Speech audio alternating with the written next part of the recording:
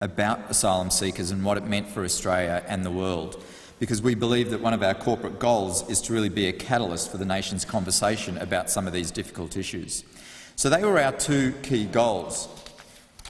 Our marketing campaign really consisted of all the key aspects that you would expect in terms of on-air promos, where we had to promote this in the month before. We had to talk about it from the perspective of different versions, talking about the participants, because they were very different. Some of them were very pro-asylum seekers, some weren't, some were very racist, as we discovered. We had to talk about our online offering, radio, and how we were going to use social media as well.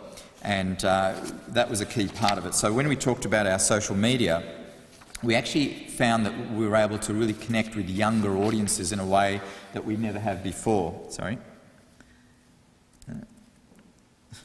about that.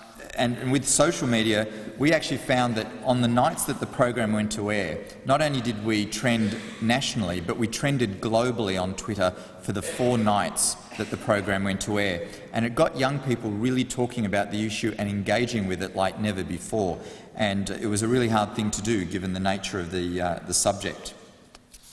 On the publicity front, we really covered nearly every angle, making sure that every blog site, every magazine, every newspaper was talking about it, and we got an enormous amount of publicity, and we value that publicity equivalent to about $3 million that we would have had to pay for.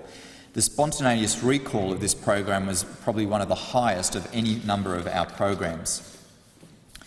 From a direct and search perspective, we used a lot of our direct email, our distribution lists, to a lot of our key categories of documentaries, our news, email lists, etc. But we also paid a little bit for some search on Google as well, which helped around some of the keywords, searches around immigration, asylum seekers, etc. In terms of our in-language, we spent a lot of time on our radio networks ensuring that our broadcasters, our 60 different languages, were talking about it in an editorial way, interviewing people on their programs, getting real interest in our communities. Online, we advertised on Fairfax, on Census, on News Limited, on Facebook, and as well on Google. We didn't have a lot to spend. We had a very modest $300,000 on our entire marketing budget for this. Just to put that into context, I know that's probably a lot for some in the room, but let me put that in context for a TV show for you. To spend $300,000 on a program like this is, in comparison to something like Channel 7, if they were launching Desperate Housewives' new season, they would spend close to $8 to $10 million on one program. So when you compare $300,000 to millions and millions of dollars, our share of voice was quite small, which is why we really